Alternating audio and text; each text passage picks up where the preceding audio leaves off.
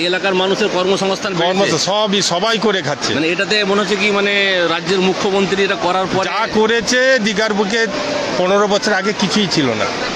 15 বছর আগে কিছুই ছিল না। কিছুই ছিল না। দীঘার বুকে হ্যাট্রিক হয়ে গেছে উনি যা করেছে। আপনার বাড়ি এখানেই? আমার বাড়ি কাঁথি। কাঁথিতে বাড়ি। আপনারা দেখছেন বাংলার আওয়াজ। সালাম, আমি নকিবুল সালাম, আপনাদের জন্য বাংলার আওয়াজ। এখন আমি আছি দীঘা সৈকতে, নিউ দীঘায়। দেখতে পাচ্ছেন সেই দৃশ্য। এখানে এখন এইমাত্র জলটা বাড়ছে, অতটা বাড়েনি তবে বাড়ছে। বিভিন্ন জায়গা থেকে মানুষ এসেছে, আমরা তাদের সাথেও কথা বলবো যে এই দীঘার বিষয়ে তাদের কি মন্তব্য। আর এইখানের যারা আছে, যারা ফটো ক্যামেরা তুলে তাদের সাথে কথা বলবো। আপনি তো সবসময় থাকেন এখানে, ফটো তুলেন, তাই তো? মানে এই জলটা কতক্ষণ পরে বাড়বে আরো? এটা ঠিক আধা ঘন্টা 1 ঘন্টার মধ্যে জলটা পুরো পাথরে চলে আসবে। পাথরে চলে যাবে। হ্যাঁ, পুরো জোয়ার। এখানে মানুষ এখন কিরকম ভাবে আসছে? আগে কতটা আসতো, এখন কতটা বেড়েছে? এই পুরী মন্দির, জগন্নাথ মন্দির যখন চালু হলো তখন কিন্তু দীঘায় পর্যটক অনেকটা বেশি ছিল। একটু লোক কমে গেছে, কিন্তু পরীক্ষা ছিল, বাচ্চাদের পরীক্ষা ছিল, এই জন্য একটু লোকটা কমে গেছে। কিন্তু মোটামুটি লোক থাকে ভালো। জগন্নাথ মন্দির হওয়ার পরে কতটা তফাৎ দেখা যাচ্ছে মনে হচ্ছে দীঘাতে? কতটা উন্নত হয়েছে? আগে থেকে অনেক উন্নতি হয়েছে, অনেক পর্যটক আসছে।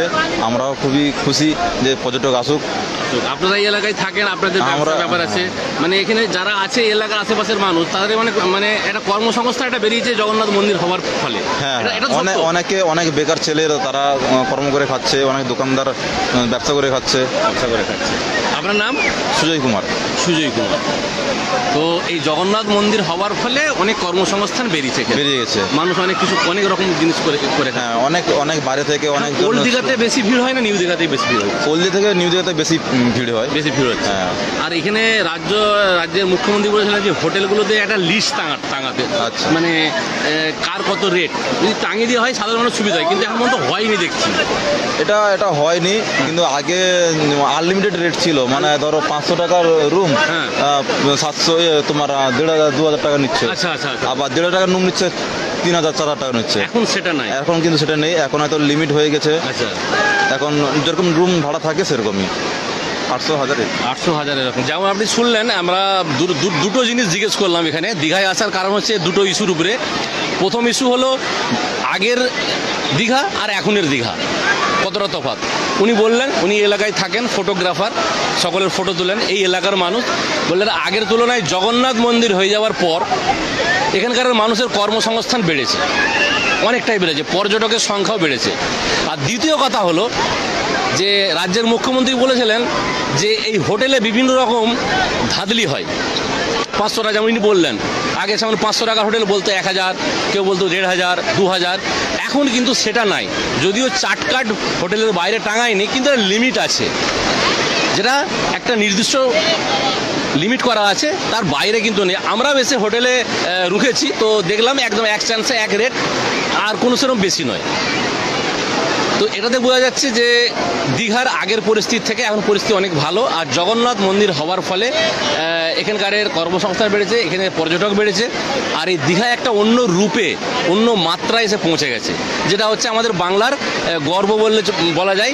আর বাংলার একটা বড় ট্যুরিস্ট স্পট তৈরি হয়ে গেছে। এটা আপনাদের দেখাবো বিভিন্ন দৃশ্য। আর আপনাদের জগন্নাথ মন্দিরে যখন যাবো সেখানে দেখাবো। আর সেই জগন্নাথ মন্দিরের বিষয়ে রাজ্যের বিভিন্ন রাজনৈতিক দলের মতামতের বিষয়ে এবং বিভিন্ন মানুষের সাথে আমরা কথা বলবো জগন্নাথ মন্দির বিষয়ে। আর রাজনৈতিক প্রেক্ষাপটে শুভ্রাংশু দুয়ারি বলছি, আপনি এখানেই থাকেন? তো এখানেই থাকি। মানে কি পরিস্থিতি দেখতে পাচ্ছেন দীঘার আগের দীঘা আর এখনের দীঘা? অনেক উন্নত, অনেক। আর এই জগন্নাথ মন্দির হওয়ার পরে আরো বিশাল দীঘার বুকে এলাকার মানুষের কর্মসংস্থান সবাই করে খাচ্ছে। মানে এটাতে মনে হচ্ছে কি মানে রাজ্যের মুখ্যমন্ত্রী এটা করার পর যা করেছে দীঘার বুকে 15 বছর আগে কিছুই ছিল না। 15 বছর আগে কিছুই ছিল না। দীঘার বুকে হ্যাট্রিক হয়ে গেছে উনি যা করেছে। তো এখানে তো অনেকে বলছে এটা করা ঠিক হয়নি। মানুষকে দাদা শান্তি করা যায় না কোনোদিন, মানুষকে শান্তি করা যায় না একদম।